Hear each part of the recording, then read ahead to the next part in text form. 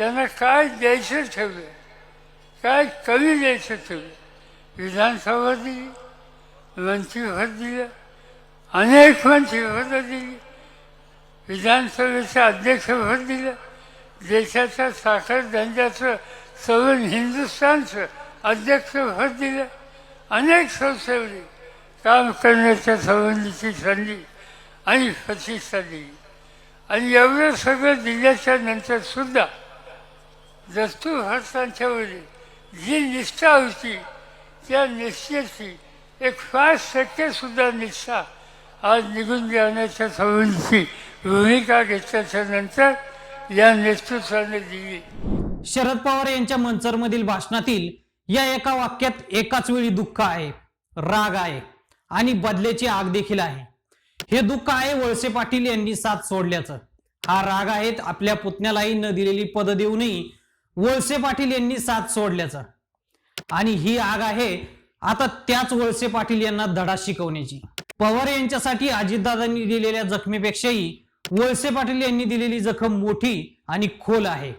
त्यामुळे पवार हे दुःख, हा राग सहजासहजी विसरणार नाहीत आणि ही आगही लवकर शांत होणारी नाहीये. काय आहेत या मागची कारणे पाहूयात. अजित पवार यांचं बंड किंवा नाराजी शरद पवार यांना अपेक्षितच होतं. गेली काही वर्षे पवार यांना अजितदादांच्या नाराजीविषयीची पूर्ण कल्पना होती. ही नाराजी दूर करण्याचं काम वेळोवेळी वळसे पाटील यांच्यावरच सोपवलं होतं. वळसे पाटील बोलले म्हणजे पवार यांचं ते मत आहे अशी धारणा राष्ट्रवादी आणि इतर पक्षातही होती. प्रफुल्ल पटेल आणि अजित पवार हे 2019 पासूनच राष्ट्रवादीने भाजपसोबत जावं या मतासाठी आग्रही होते. त्या गटात दिलीप वळसे पाटील नव्हते. शरद पवार जिकडे जातील तिथंच वळसे पाटील हे गृहीत होतं. पण वळसे पाटील यांच्या निकटवर्तीयांवर प्राप्तिकर खात्याने छापेमारी केली होती. त्यामुळे वळसे पाटील देखील भाजपसोबत जावं आणि कटकट संपवावी या मताचे झाले असं बोललं जातं. मात्र पवारांसाठी हा धक्का होता. शरद पवार यांच्या पत्नी प्रतिभा पवार यांनी देखील वळसे पाटील यांना मानसपुत्र मानलं होतं. पण आपणच बोट धरून राजकारणात आणलेला मुलगा आपल्याच विरोधात बंडखोरी करेल याची कल्पनाही पवार यांनी कधी केली नसावी. त्यामुळे वळसे पाटील यांनाच धडा शिकवण्याचा पवार यांनी मनाव घेतलंय. महाराष्ट्राच्या राजकारणात शरद पवार आणि दिलीप वळसे पाटील यांचं नातं पिता पुत्राप्रमाणे मानलं जात होतं. दिलीप वळसे पाटील यांचे वडील आंबेगावचे माजी आमदार दत्तात्रय वळसे पाटील आणि शरद पवार यांची घनिष्ठ मैत्री होती. दत्तात्रय वळसे पाटील यांच्यामुळे दिलीप वळसे पाटील पवारांना भेटले.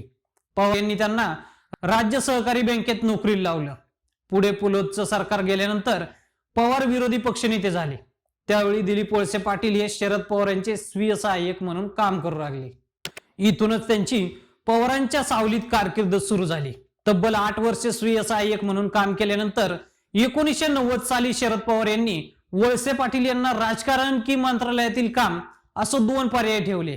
त्यावेळी वळसे पाटील यांनी राजकारणाचा पर्याय निवडला. 1990 साली विधानसभा निवडणूक जिंकून ते आमदार झाले. त्यानंतर ते सातत्याने इथून आमदार म्हणून निवडून येत आहेत. कधी मंत्री, कधी विधानसभा अध्यक्ष म्हणून त्यांनी काम पाहिलं. महाविकास आघाडी सरकारमध्ये अनिल देशमुख यांना राजीनामा द्यावा लागल्यानंतर गृहमंत्री कोणाला करायचं हा पेच पवार यांच्या समोर होता. तेव्हा त्यांनी आपल्या पुतण्यालाही मागे सारत वळसे पाटील यांच्या पारड्यात वजन टाकलं. कधी काळी पवारांनी बँकेत चिकटवलेला तरुण राज्याचा गृहमंत्री झाला होता.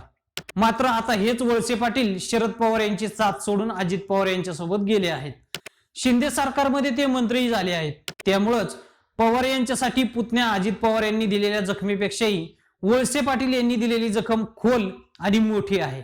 त्यामुळेच त्यांनी ही जखम न विसरता मानसपुत्रालाही झटका देण्याची तयारी केली आहे. आमचे असेच नवनवीन व्हिडिओ पाहण्यासाठी लेट्स अप मराठीला सबस्क्राईब करा.